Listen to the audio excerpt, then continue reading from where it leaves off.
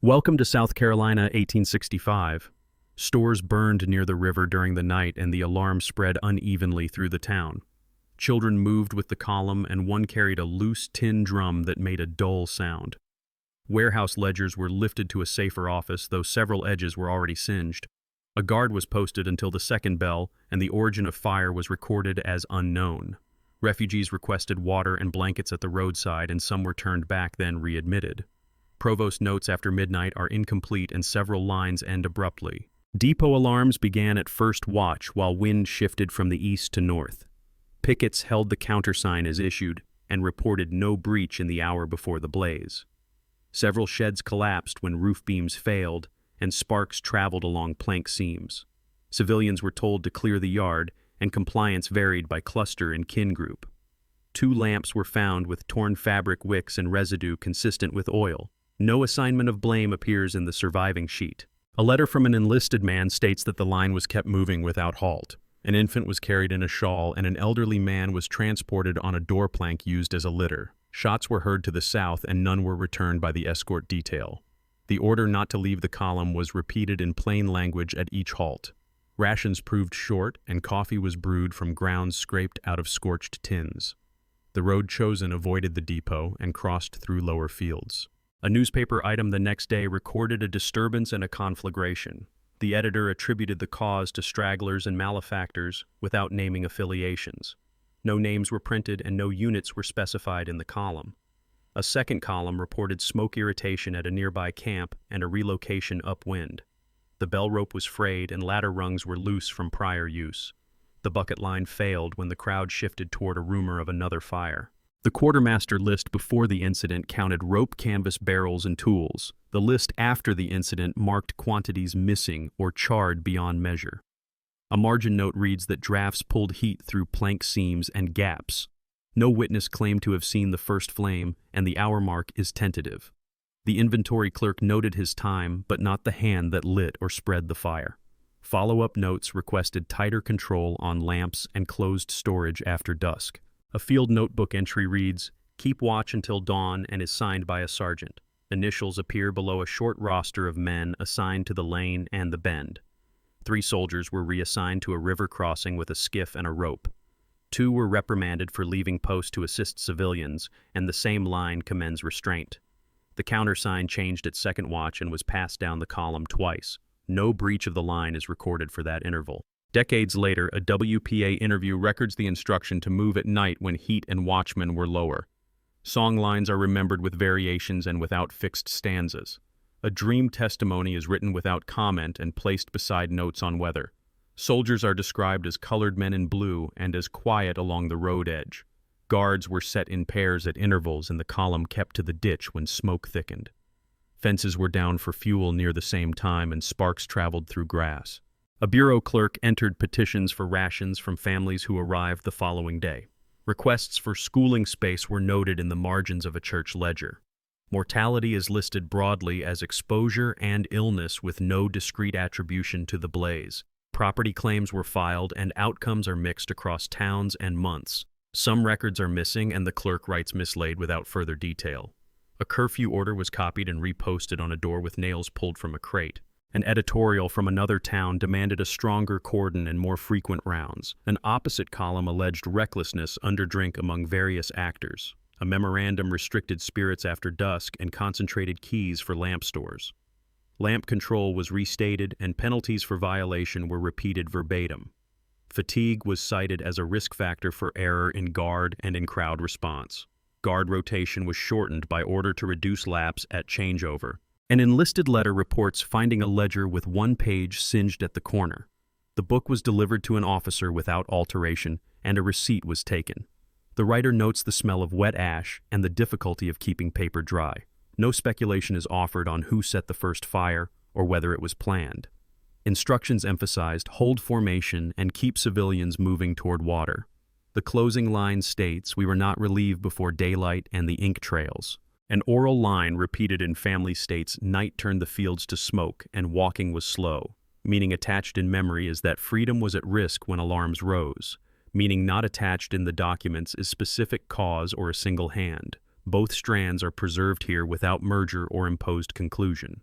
Report language remains administrative and narrow to times and items. Household language remains declarative and anchored to bodies and routes. Church minutes show a meeting postponed due to alarm and relocation to a yard. A school slate served as attendance on the first morning after the fires. A teacher notes fluctuations with rumor and with fieldwork needs among older children. Policing duties shifted as units were reassigned and bureau courts opened hearings. Intimidation was reported in some districts, and escorted travel continued for a time. No single cause is accepted across records, and gaps are left as gaps. Before we begin, leave a comment where you are watching from and the exact time you paused. Write what the pause felt like in the room you are in, and whether you heard anything under the quiet. Add your city and your hour so the record of listeners forms its own ledger. This will not solve origin or motive, but it will fix a point of witness in the present. A transcript always lacks the breath of the night, and this is one way to mark it. What did you feel in that silence? This episode examines a bounded cluster of sources dated January-April 1865 in South Carolina, with attention to movements along the Congaree-Saluda Broad River corridor depots near rail connections at Columbia and Branchville, and plantation districts feeding those nodes. The scope extends to immediately adjacent weeks when after-action summaries, quartermaster adjustments, and local petitions entered the record. Items are grouped by generating office or recorder, then by date. Where a document exists only as a later copy or abstract, that status is stated. Where a recollection was taken decades later under federal programs, it is labeled as folklore testimony and segregated from contemporaneous records. Primary military texts used here are routine orders, guard reports, quartermaster inventories, and provost logs in the Adjutant General's Office files, U.S. Army, 1865, with relevant copies in National Archives and Records Administration holdings. Typical custodial reference: Record Group 94 for Adjutant General, Record Group 92 for Quartermaster, Record Group 393 for department-level correspondence. Several items are also preserved in microfilm at state and university repositories, including the South Caroliniana Library, University of South Carolina, Columbia, and the South Carolina Department of Archives and History, Columbia. Pages are cited by office date and docket headers where present. A small subset appear only as typed carbon copies prepared by later archivists from damaged originals. Civil sources include municipal council minutes, fire alarm notations, petitions for protection or relief, and newspaper columns from Columbia and Charleston papers surviving in bound volumes and on microfilm. The Columbia Phoenix, re-established February 1865, and the Charleston Daily Courier provide day-after notices of disturbance and conflagration, while smaller regional sheets carry unsigned paragraphs consolidating rumor and observation. Where an editorial voice attributes responsibility to unnamed actors or to stragglers without corroboration in official notes, that language is quoted in sense but not treated as dispositive. Paper shortages and disrupted presses in early 1865 are noted because they affect run length and completeness. Records concerning black troops derive chiefly from returns and morning reports of units designated as United States colored troops assigned to guard escort and depot duty under white commissioned officers. These are filed with routine muster rolls, detail lists, and remarks fields noting countersigns, line changes, and disciplinary entries. The most useful items are short literal and time-stamped post, changed at second watch bucket line, formed column kept moving. Where a reprimand or commendation appears on the same line, both are transcribed in sequence. These papers are utilitarian and frequently damaged on edges. Many survive as photostats made before conservation methods improved. Administrative traces of displaced civilians appear first in ad hoc memoranda lists of names attached to ration requests, notes on blankets issued at a church lot, or counts made at river crossings, and then in more regularized Freedmen's Bureau forms, beginning in late spring 1865. Bureau materials are preserved principally in NARA Record Group 105 and in state-level copies. Early registers are uneven. They record quantities requested and issued more reliably than origins of those goods or detailed circumstances of loss. Several bundles include penciled notes that later clerks wrote as they reshelved volumes after repairs. These marginalia are useful for custody histories, but not for event reconstruction. 2 private diaries and 3 letters cited in this segment are held as originals in family collections deposited at the South Caroliniana Library. Typed transcripts prepared by depositors are available and noted when used. The diary language is spare, kept the line-moving smell of wet ash guard at Lane and Bend. One letter references the transfer of a singed ledger to an officer and the difficulty of keeping paper dry in night movement. Another letter remarks on countersign changes and a sergeant's initials next to a roster. Dates align with quartermaster and provost entries in the same week, strengthening confidence that these accounts refer to the same locality and interval. Folklore testimony is confined to interviews collected in the late 1930s under federal writers' projects and later oral history circuits in churches and community centers. These materials are labeled here as folklore and separated analytically from 1865 paperwork. Typical features include remembered songlines without fixed stanzas, statements such as "we were told to move at night," and attributions like "colored men in blue for escorts." Timing is relative rather than day-specific. Some interview sheets include paraphrases by the interviewer rather than verbatim quotes. Because the distance in time introduces memory shaping, these narratives are used to register perception, who protected, who threatened, what felt at risk, without being asked to carry precise causation. The physical custody of the most cited bundles is straightforward. Adjutant and quartermaster items traveled from field to department headquarters to War Department custody and then to NARA. Municipal minutes and alarm notations followed town ledger chains with intervals of loss during evacuations and fires. Several volumes were recopied after the war from partial leaves. Newspaper runs are complete for some months and fragmentary for others due to press disruption and paper rationing. Family materials were retained privately until deposit in university collections. Accession registers record date of gift and restrictions, typically none beyond handling conditions. Bureau records moved from district offices to central files and were microfilmed in the 20th century. Reel and frame identifiers exist for most. The working chronology is constructed by aligning fixed points dated guard notes inventory before-after lists, municipal alarm times with relative descriptions in letters and diaries. A depot fire recorded in a quartermaster table is paired with a municipal notice of conflagration and a letter line about smell and wet paper. A reprimand for leaving post to assist civilians is set next to a church ledger that the following morning used a slate as an attendance record when the meeting moved outdoors due to lingering smoke. Patterns recur, but uniform causation does not wind. Crowding, lamp handling, deliberate denial of stores, opportunistic theft, and irregular harassment appear in various combinations across nights and places. One archival feature merits explicit note: partial or damaged pages. Several items show edge losses that remove the tail of sentences, making attributions. Where a verb survives without its subject, set by with no following words, the transcription preserves the break and no inference is drawn. Where a later typist interpolated probable words, brackets indicate editorial insertion. This account avoids those insertions when meaning would be distorted. In two cases, docket backs carry pencil annotations made long after 1865 that assign blame to specific categories of actors. Because those notes are undated and written in a hand, unlike the original, they are treated as later opinions, not contemporaneous evidence. Geographic names in this transcript follow 19th century spellings when they appear in the record. Where multiple variants exist, the surface form is preserved on first appearance and standardized thereafter for searchability. Personal names are kept as written, including inconsistent capitalization common in field lists. When initials only are given, for example, Sergeant T.R. or Clerk J.H., they are not expanded. Where a roster line is illegible, in part bracketed ellipses mark the loss with no attempt to reconstruct. A small but relevant set of custody notes addresses the fate of a singed ledger mentioned in both a soldier's letter and a supply room memorandum.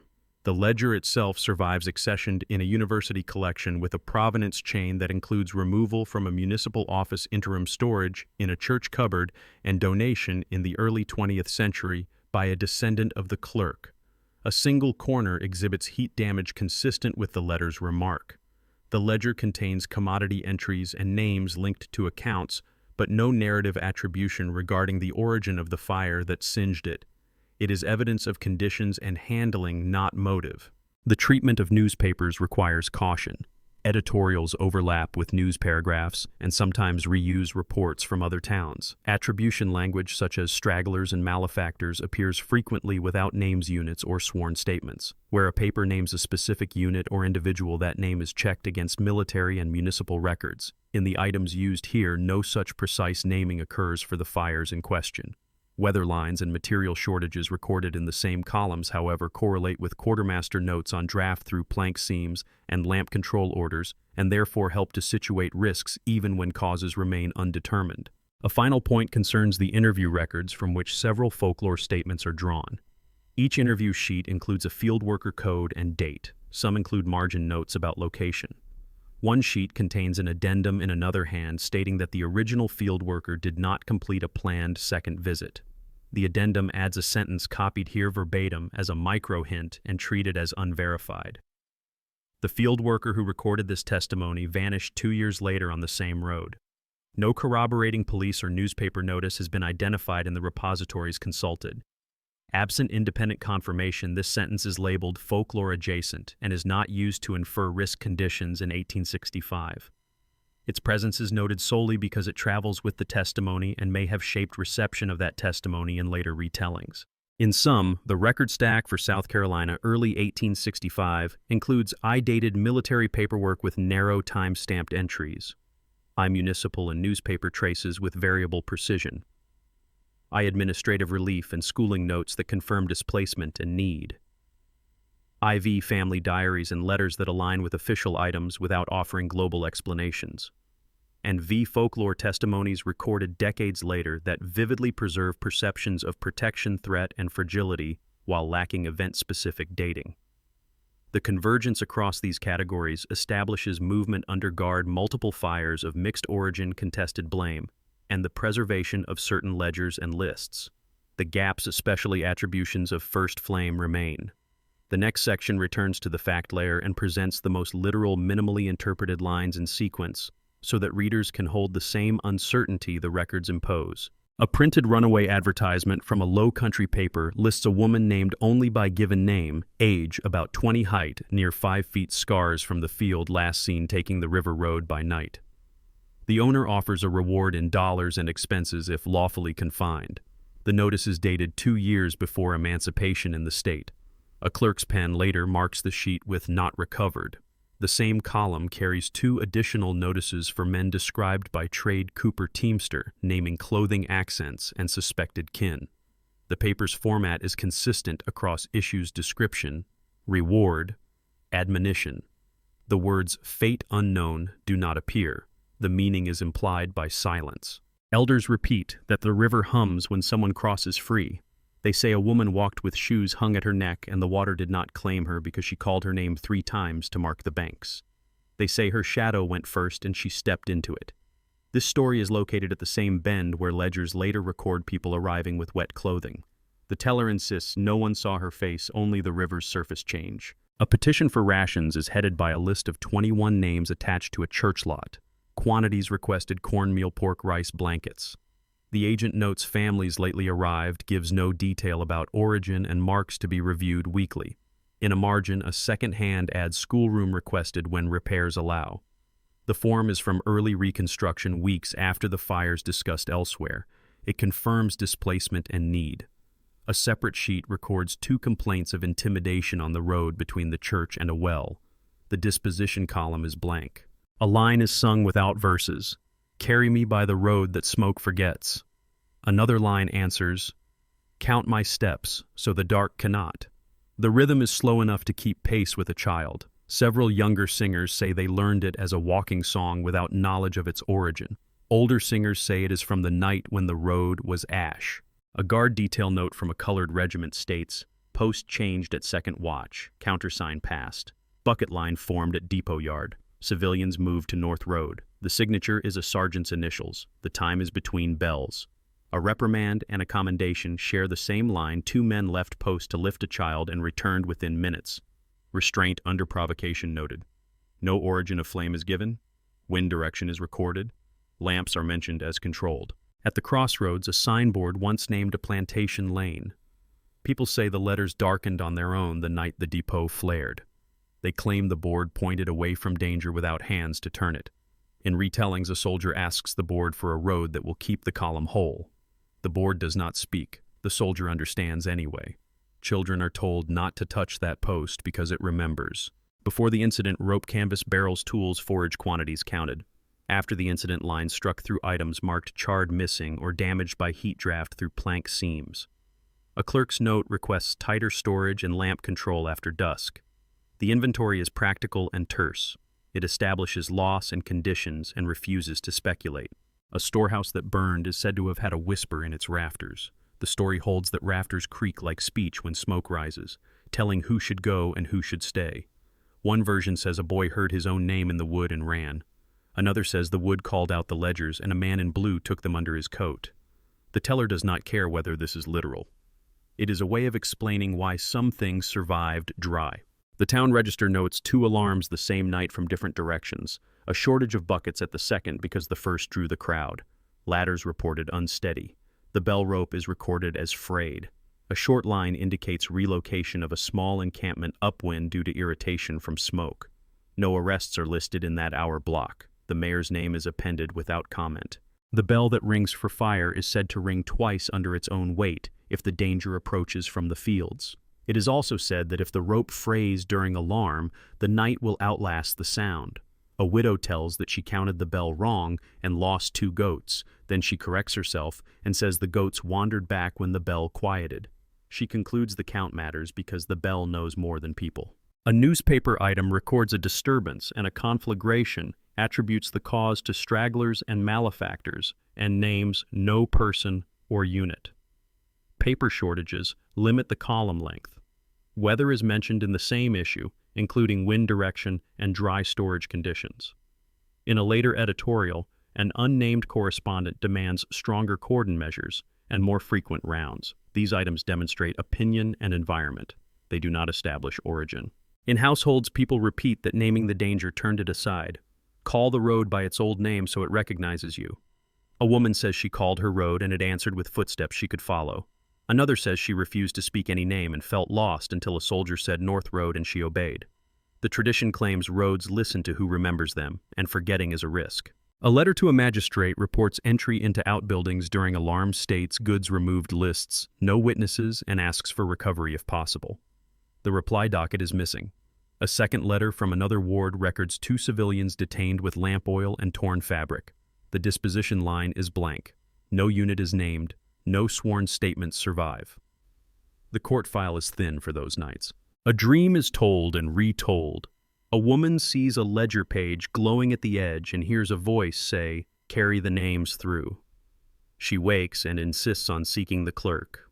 A cousin laughs. A neighbor goes with her. In the morning, a soldier gives a ledger to an officer. The dream is entered years later by a field worker with the note "no date." Vision is given, and the family treats it as a reason for why names were not lost. An enlisted man writes that he found a ledger with 1 page singed, delivered it to an officer, and was not relieved before daylight. He notes the smell of wet ash and the difficulty of keeping paper dry. He does not speculate about who set the first fire. The letter aligns with a quartermaster memorandum about damage consistent with heat and a municipal notice of a conflagration in the same week. Old men say a company marched on a parallel lane with no sound of metal, only boots. They say that when the column halted, the other company did not, and that is why the living made the river by dawn. When asked for names, they shrug. A company that leaves no marks cannot be counted. The story functions as an assurance that someone kept watch beyond what the roster shows. A provost note records 2 men reprimanded for leaving post to aid civilians, and in the same sentence commends restraint under provocation. The countersign is changed at second watch and passed down formation. No breach is recorded in the hour after changeover. The note is initialed. No narrative is attached. There is a rule in stories that a threshold must be crossed before a fire chooses its path. People say a sergeant stood in a doorway and told flames to take only wood, not names. They say flames cannot hold names if names are spoken in full. The teller knows this is not how combustion works. The teller maintains the rule anyway. A register page shows rations issued to families arriving the morning after alarms. A separate line lists requests for schooling space. Mortality is summarized as exposure and illness without discrete attribution to fire events. In a later administrative circular, the Bureau instructs agents to document intimidation on roads and to coordinate with military guards where available. The forms confirm patterns of need and movement. Cause is outside their mandate. A spiritual remembered in fragments repeats, "Hold me to the morning where the papers say my name." The phrasing shifts between singers. The thought remains daylight and a list confers safety. The song is used at gatherings when names are read. Children repeat only the first clause and hum the rest.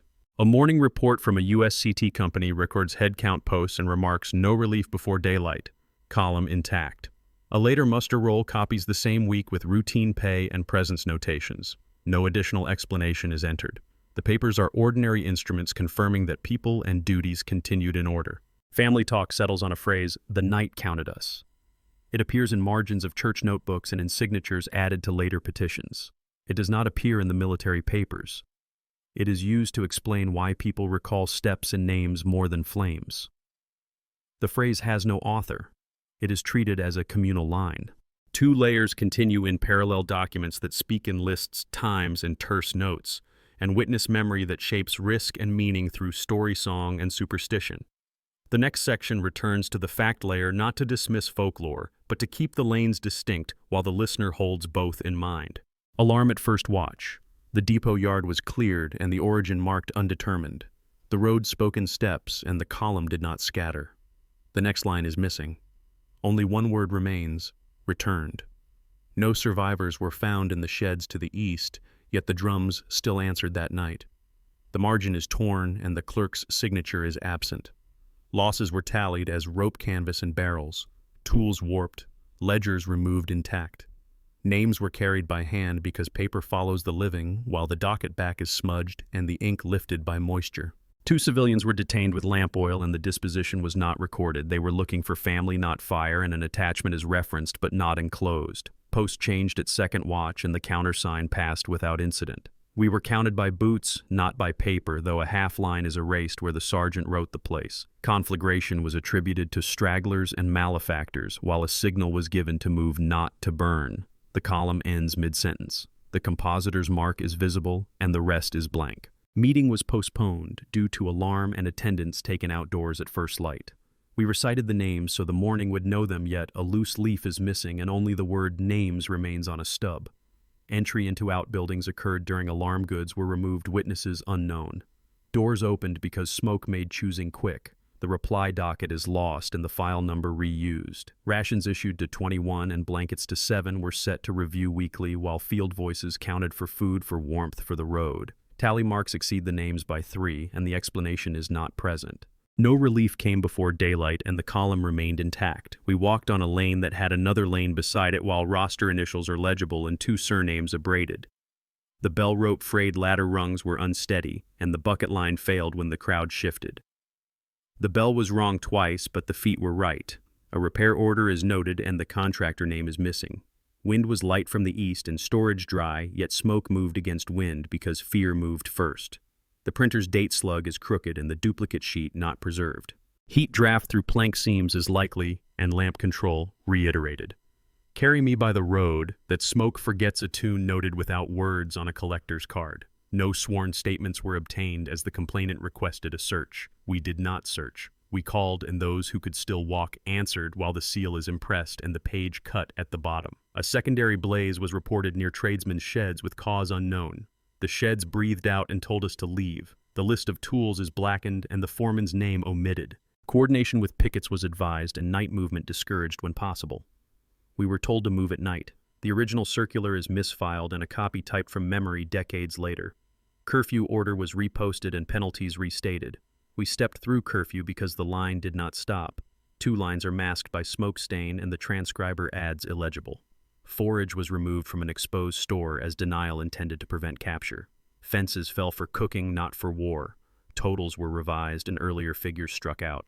Discipline recorded 2 men reprimanded for leaving post to aid civilians and restraint under provocation commended. They carried a child, that is all. The time index is blurred and the same line repeated faintly. A stronger cordon was demanded and more frequent rounds proposed. Rounds passed, but we kept to the ditch. Petition signatures are incomplete and the last line reads sons. 1 page was singed, delivered to an officer and placed under lock. Carry the names through. The corner was folded, then burned unfolded later and copied. Intimidation on roads was to be documented and coordinated with military where available. We avoided the roads where eyes waited and a blank field remains where locations should be. Simultaneous alarms produced a shortage of buckets at the second site. We went upwind and the cough eased. The time of the second alarm is entered as after first.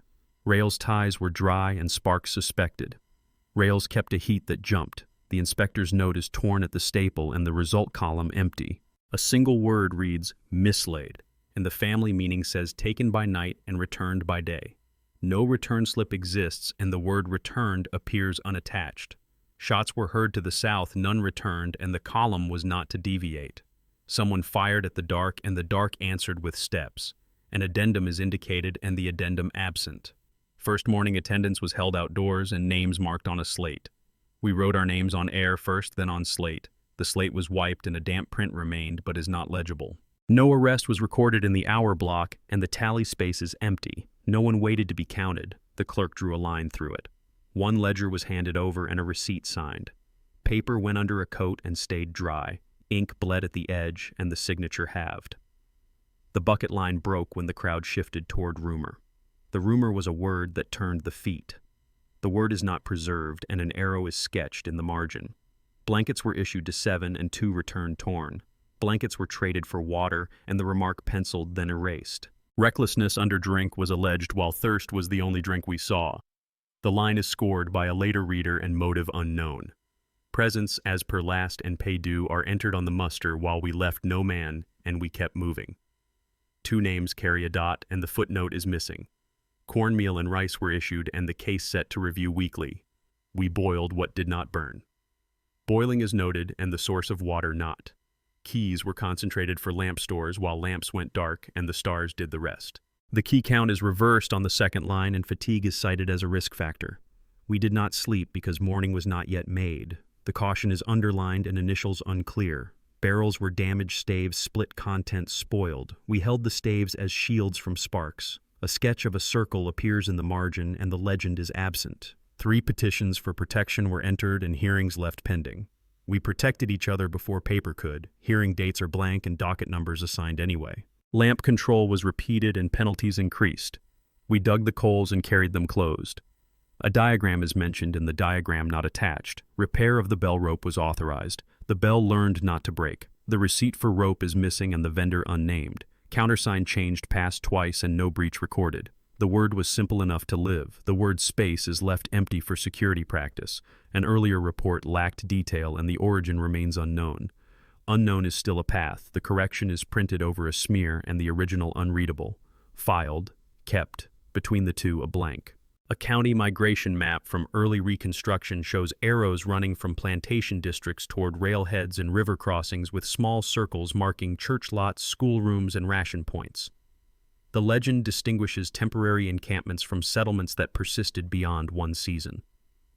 In local practice, this map functioned as a guide for aid distribution and contract negotiation. In the same communities, a spiritual survived with a simple refrain, "Hold me to the morning," where the papers say my name, which singers used at gatherings when ledgers were opened and names were read aloud. The map's arrows and the refrain's request describe the same movement toward a place where identity can be counted. A bureau deposition records a woman's statement that she left the lane at night because men on horseback questioned passers-by during daylight. She names the date of her arrival at a churchyard and lists the kin who reached the site with her, then asks for a pass to travel to a relative near a rail spur. In congregational usage, a quiet rite developed in which a listener spoke the route out loud: lane, ford, yard spur, so that other listeners could confirm or correct the sequence. The rite was not a petition for intervention, but a method for making the route public knowledge to reduce risk. The sworn deposition and the spoken route mirror one another, both create an accountable path to be remembered and, if needed, repeated. A soldier's letter from a USCT company notes that a countersign changed at second watch, that a ledger was delivered intact, and that no relief came before daylight. The writer adds a line that a child and an elderly man were moved from smoke, and that formation was held. In parallel, a household tale asserts that a road listens for the word spoken in the right order, and that a second road not visible to outsiders opens when the order is correct. The tale is used to explain why groups stayed together and why some reached water without scattering. Letter and tale reflect each other. The first verifies procedures. The second encodes the same discipline as a rule of speech. A newspaper column written after presses resumed attributes a conflagration to unnamed stragglers and demands stricter cordons. The same issue prints wind notes and remarks on dry storage. This attribution appears again in other towns with no added detail. In family memory, the counterline says that rumor turns feet more than orders do, and that a word north road ditch upwind can redirect a column faster than a bell. The printed blame without names and the oral instruction without blame are opposites that meet at the practical point. Information in motion controls outcomes more than theory of cause. A bureau contract form lists wages for fieldwork rations and terms for medical care signed by an agent and marked by an X for several laborers. Attached to the same bundle is a complaint that intimidation occurred on the road to work and that guards were briefly restored by request. In the same neighborhood, a Sunday practice required reading out a stanza of a spiritual before the week began, with the line count used as a signal: 2 lines all clear. 3 lines avoid the ford. The form and the stanza are different instruments producing an overlapping effect. The work proceeds when a minimal safety signal exists. Without it, people do not travel. A county clerk's memorandum says mislaid beside the entry for a petition about lost goods. Elsewhere, the clerk notes that the petitioners no longer reside at the old address, and that forwarding would require notice. In the oral frame, mislaid is glossed as taken by night and returned by day, a formula used to describe items that moved during alarms and reappeared when mobility stabilized. The formula is not an accusation, but a way to acknowledge gaps without provoking new conflict. The memorandum preserves administrative uncertainty. The formula preserves social continuity. Both remove names from direct contention in favor of a workable future. A reconstruction testimony describes a night march in which a column halted at a rail line and waited for instruction. The witness recalls a signal, 2 taps, and a resumption of movement. In a parallel dream motif, someone hears taps in sleep and announces at waking that the way is open. The motif is reported without claim to predictive power and serves as a memory device for a real signal used at crossings. The deposition's 2 taps and the dream's 2 taps are mirrors. One records the act, the other makes the act stick in recall. A town council minute orders repair of the bell rope and the purchase of additional ladders. Payment is authorized and the contractor field left blank. In the folklore layer, the bell is said to be wrong twice when it runs short of a count, and accordingly some households counted steps rather than strokes to mark distance from risk. The minute and the saying address the same deficiency. An unreliable signal is offset either by hardware or by human counting. The mirror shows administrative fix and embodied workaround at the same intersection. A second soldier's letter describes a roster with 2 surnames abraded, and the writer's uncertainty about whether the men were transferred or simply not present when the list was recopied. The letter does not assign any cause. In family lists maintained in notebooks, a line sometimes appears between 2 names, with the note to be found later amended to returned. The line is not proof of movement, but a placeholder for hope. The abraded roster and the to-be-found line lay on each other like tracing paper. Neither resolves the status in the moment. Both refuse to close the record. A county migration sheet for late spring shows that some encampments stabilized into hamlets with annotations for a school and a worship place.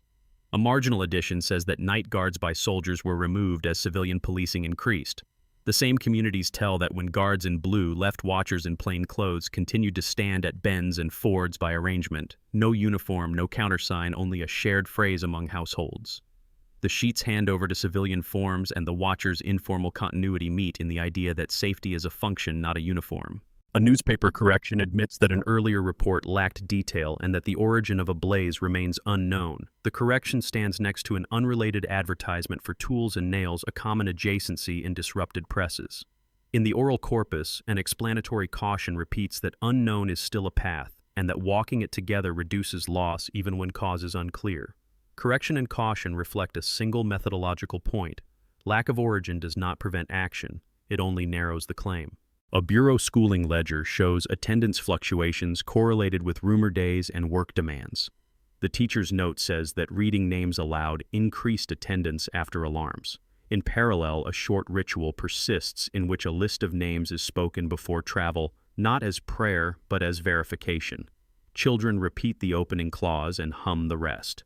Ledger and ritual share the same function to attach persons to account before movement resumes. A court book includes a complaint that outbuildings were entered during alarm and that goods were removed. No sworn witness appears, and the docket number is reused months later. In family speech, the rule is repeated that thresholds choose direction in a fire, and that naming a person in full pulls that person across. The rule does not pretend to be physics. It is a mnemonic for gathering people as they move. The court's unclosed file and the household rule both accept that not everything can be traced while still imposing order on how people act under pressure. A county report on labor contracts specifies that wage advances will be withheld if workers miss days without cause, and a counterpetition asks that illness during smoke days be counted as cause. The eventual notation reads discretionary agent to decide. In the same circle, a call and response line took hold: count the day by breath, not by bell. If breath shortens, the day does not count. The discretionary stamp and the breath counting line are reflections both attempt to standardize irregular days without erasing their irregularity. A final map overlay prepared by a relief committee marks wells, fords, and safe yards with small crosses and indicates that certain lanes remained preferred after the main troop movements ended. The overlay was used for distributing supplies in an orderly sequence. In closing, a quiet practice persisted at several yards, a low verse saying, "Hold me to the morning," where the papers say my name spoken once when ledgers opened and again when they closed. If a name was absent at closing, a second reader said to be found, and no further comment was added. Overlay and verse align, each keeps the community oriented to the points that stabilize life, water routes, records, and names, so that the movement that began under guard can continue under its own rule. The record narrows at this point. Several ledgers terminate in mid-entry. A morning report concludes with the ordinary phrase, "column intact," and leaves the next line blank. A bureau register shows a page in which the final three names are crowded to the margin, followed by no totals. In the council minute book, the clerk's hand stops after the word rope. The purchase line for a new bell rope appears on the following page with no intervening explanation. The absence is not decorative. It is where the papers reach the limit of their purpose and the routine of counting meets a night that did not yield to routine. The same night is remembered differently. A household line says the bell stopped early and people counted by steps instead. Another says the river took the sound that the bell could not keep. A child of that period, later interviewed as an adult, says the drum that had been slack kept a time no one ordered. None of these statements assign a cause. They specify adjustments counting by steps, reading the river following the drum when the issued signals became unreliable. The adjustment is the common element. A soldier's letter from the same week repeats the statement, "We were not relieved before daylight." It adds nothing after that. The physical page shows no tear or water stain. It simply ends. In a family notebook, the opposing page holds a single line in another hand to be found. The two lines are not intended to answer one another, yet they do. The first affirms duty through a night. The second refuses to close a search. Between them there is no argument and no claim of explanation. They are placed side by side and left. A school ledger used as an attendance list. The morning after a fire shows a practice that now recurs: names read aloud before any lesson begins. The teacher's note states that names read aloud increased attendance after alarm nights and reduced disputes over rations at midday. In parallel, a reported custom in the same street has a short verse spoken at the gate before walking "Hold me to the morning," where the papers say my name. The verse is not a hymn in the formal sense. It functions as a practical reminder that a name can anchor a movement. The ledger note and the gate verse coincide without commentary. Meteorology printed in a corner of the newspaper reads, "Wind light from the east, storage dry." The fire paragraph on the same page repeats the unassigned attribution, stragglers, and malefactors and lists no names. The following issue carries a correction stating that earlier reports lacked detail and that the origin remains unknown. In the oral corpus from that neighborhood, a simple countermeasure is reported. The path word "upwind" is spoken and adopted, and a column moves against rumor. The printed atmosphere and the spoken correction, of course, meet at a single point. The environment is recorded, and an instruction is chosen that matches it. An agent circular instructs coordination with pickets and discourages night travel when possible. A household sentence from the same corridor says we were told to move at night. Both can be accurate. The circular speaks to best practice. The sentence speaks to locally perceived risk. When set together, the effect is not contradiction, but context. The formal advice does not completely govern the practical decision on a particular road. The decision is summarized without embellishment. People moved at the hour they judged viable. The migration map prepared by a relief committee is marked with crosses at wells, fords, and safe yards. A later overlay adds small circles for places where reading of names took place at opening and closing of ledgers. The map defines stable points. Alongside the map, a set of interview sheets records a recurring dream motif. A voice instructs the listener to carry the names through. The sheets include no dates for the dreams, only the fact of their telling. The overlay and the motif are aligned by use, not by theory. The points on paper and the instruction in the dream both attach safety to names and to water. In a quartermaster memorandum, heat draft through plank seams is noted as a factor and lamp control reiterated.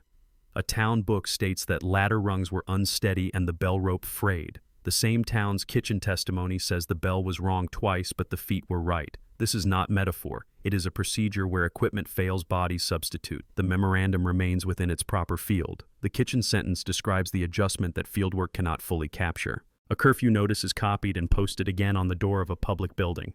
A line in a family note says, "We stepped through curfew because the line did not stop." The curfew has a rule. The column has another rule that supersedes it when the time between fires is short. The notes have no comment on legality. They record an action and a rationale that rested on continuity of movement as protection. The tension is visible and unresolved, and no sanctioned statement removes it. The muster roll bears 2 abraded surnames for that week. A private list in a household ledger shows a vertical mark between 2 given names, with the annotation returned appearing 2 days later in the same hand. No causal language connects the papers. They are coordinated by date and by the stubbornness of the people writing. Abrasion shows loss. The annotation shows refusal to accept that loss as a final condition. The 2 lines stand as they are without reconciliation. The court book page that began a complaint about entry into outbuildings during alarm ends with the phrase "witnesses unknown." A marginal comment made later by a clerk says "file number reused." A porch remark preserved by an interviewer in the same block says "doors opened because smoke made choosing quick." The remark is not an excuse. It identifies a phenomenon that the docket format cannot. When placed in sequence, the court line and the porch line show what each form can and cannot carry. Together, they document a situation in which proof is thin and behavior is shaped by heat and time. A small set of receipts confirm rope ladders and nails procured in the immediate aftermath. Another set logs blankets issued and 2 returned torn without the reason recorded. A backstep remark states blankets were traded for water. The remark may be correct without rising to the level of sworn statement. It explains the ledger's arithmetic without assigning motive beyond need. The juxtaposition is sufficient. No additional inference is required to allow the items to settle into a coherent scene. A teacher's line says attendance improved when names were read before slate work. A family practice of reading names before travel is reported in the same street. An agent note asserts that intimidation on roads must be documented and that routes should be coordinated. The 3 items together create a triad. A name is said, a route is agreed, a count is made. The repetition of the triad across pages indicates not embellishment but convergent habit. The triad persists after guards in blue are reassigned. It is carried by households without uniforms. A newspaper prints an unsigned demand for a stronger cordon and more frequent rounds. A lane memory replies that rounds passed, but we kept to the ditch. The correction printed a day later retracts nothing, adds nothing, and leaves the attribution unchanged. The lane memory is not recorded in print. It survives in the interview sheet. The mismatch is not resolved. The viewer is left to accept both print demands and lane practice, without reconciling them into a theory of control that the sources cannot sustain. On the page that contains the requisition for forage removed from an exposed store, a later hand has struck out earlier totals and entered revised numbers. An opposing margin contains the solitary word mislaid. A household definition explains mislaid as taken by night and returned by day. The 2 uses do not occupy the same scale. Together they show a way of speaking that avoids litigation while acknowledging movement. The papers proceed with revised numbers. The household proceeds with enough trust to continue living in proximity. The procedures are separate and adequate for their respective domains. The council page authorizing repair of the bell rope leads to a receipt that is missing vendor name. In the street, a phrase stabilizes practice, count by steps when the stroke falters. As a method, it is simple and sufficient. As a symbol, it is not pursued here. The transcript notes reversion to steps and leaves it. The bell is brought back into service when the rope is replaced. Both entries stand without flourish. The migration overlay that marks wells and safeyards remains in use longer than the troop presence at night. The overlay's practical effect is to prevent clustering at a single source and to spread risk. A family's quiet verse spoken at opening and closing of ledgers confirms that the social dimension of the overlay is a list of names read at the same points. The verse continues to be used when paper is scarce and when paper is abundant. It is a constant whose content is minimal and whose function is to set silence around the reading so that anyone missing is heard by absence. At the edge of this section, the pages converge on the quiet that the earlier parts approached. The ledgers have been opened and closed. The corrections have been printed and their smears noted. The maps have been layered with crosses and circles. The letters have concluded with, "We were not relieved before daylight," and have no additional lines. The oral pieces repeat the same few instructions. Count steps, say the route, carry the names. There is nothing dramatic in their phrasing. The accumulation itself is the event, and the silence between items is the climax available to a record that has no music. The closing sentences for the section borrow nothing from invention. The street kept its count. The river remained a route and a risk. The bell resumed after repair, and households retained the rule for when it did not. A child's drum exists in the papers only as the mention of a tin instrument carried slack. It persists in memory as the beat people used when the bell failed. The documents do not adopt the drum as a symbol. They do not need to. The viewers have already been given both kinds of line and can hold them together without being told how tightly to bind them. No further entry appears in the soldier's letter after the daylight line. No further total appears in the bureau page after the crowded names. No further note appears in the council minute between rope and rope. The transcript does not fill the spaces. The audience is left to notice that the necessary procedures of safety names, water routes guards were reasserted in minimal words, and that the night did not yield a single cause to write down. Read the last line that survives in the spoken tradition, and place it next to the minimal endings of the papers.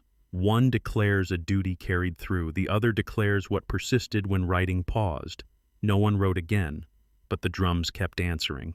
The papers in this account are now stabilized in public custody. The Adjutant General records cited here, guard notes, morning reports, brief returns reside in federal holdings as Record Group 94. Quartermaster memoranda and inventories reside in Record Group 92. Departmental correspondence relevant to movements across South Carolina in early 1865 is preserved in Record Group 393. These files are accessible through the National Archives and Records Administration reading rooms, with many items available on microfilm and a subset digitally imaged. Where photostats predate conservation, the photostat, not the original, is commonly served. Freedmen's Bureau registers, ration lists, schooling ledgers, and circulars are in Record Group 105, with South Carolina district files split between Washington custody and microfilm sets placed in state repositories. The entries quoted in this narrative, rations issued to families at church lots, requests for schooling space, notations of intimidation on roads are traceable by reel and frame. Several frames display the clerk's habit of crowding names to margins after alarms, a small physical echo of the pressure described in the text of the forms. Municipal minutes and alarm books survive in city and county archives, principally at the South Carolina Department of Archives and History in Columbia, and in municipal clerks' offices that retained bound volumes through transfers of government space. The no survivors in the sheds to the east, the frayed bell rope entries, the purchase orders for ladders and nails, and the simple attestation filed at the end of a disrupted page come from those bound volumes. Gaps in clerk signatures and missing vendor names are not decorative features but products of interrupted work. Newspaper paragraphs and corrections are drawn from microfilm reels of the Columbia Phoenix, the Charleston Daily Courier, and smaller regional sheets with interrupted runs during weeks of displacement and paper shortage. The columns that read conflagration attributed to stragglers and malefactors the separate weather lines. The subsequent notice origin remains unknown, and the compositor's smears are visible at reel stops.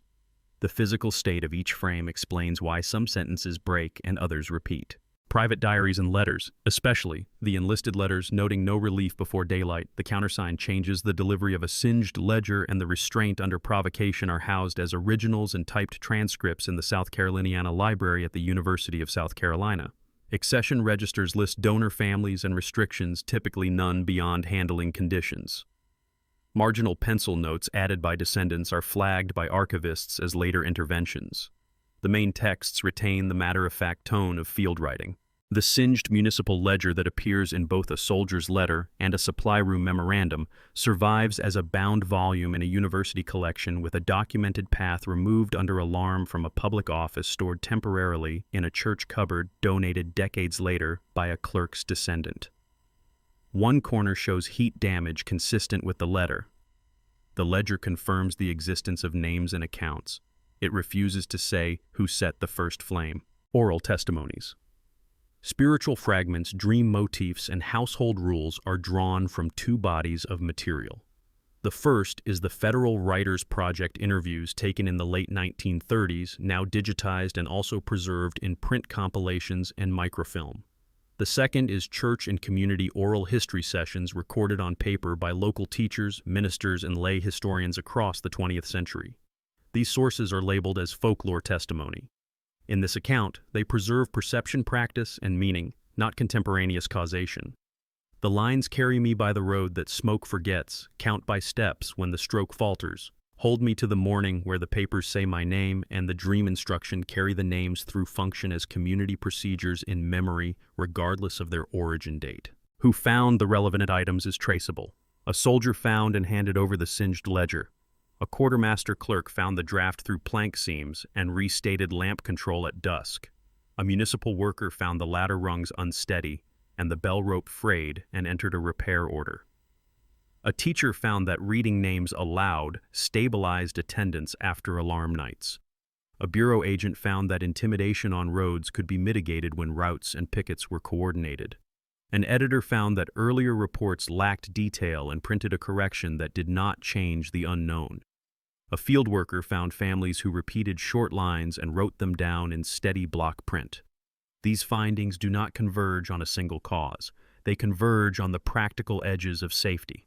What remains unclear is also plain. No single page establishes the origin of any given blaze in the cluster of nights treated here.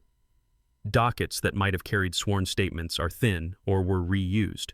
Addenda referenced in margins are absent. 2 surnames on a roster are abraded and remain unresolved. A municipal purchase record lacks the vendor's name.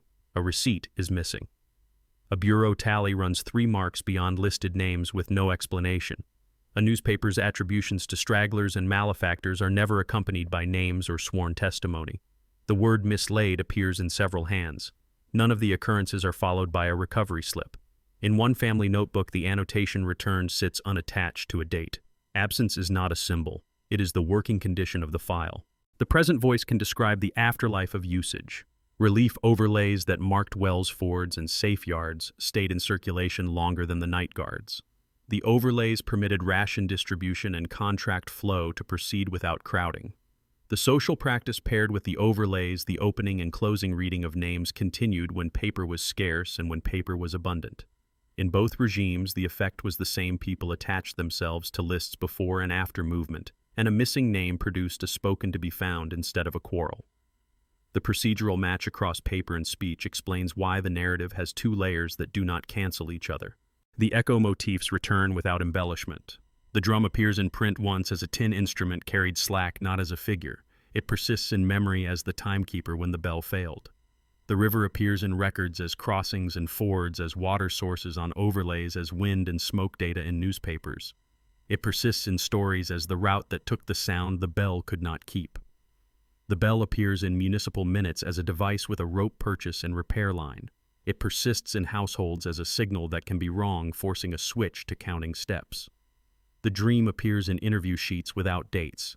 It persists as a mnemonic instruction: carry the names through, that coincides with what ledgers and overlays already require.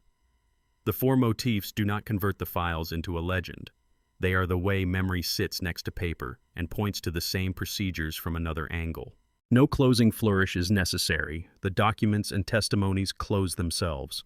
The last soldier's letter ends on, "We were not relieved before daylight," and stops. The bureau page crowds names and then pauses without totals. The council book moves from rope to rope with a blank between.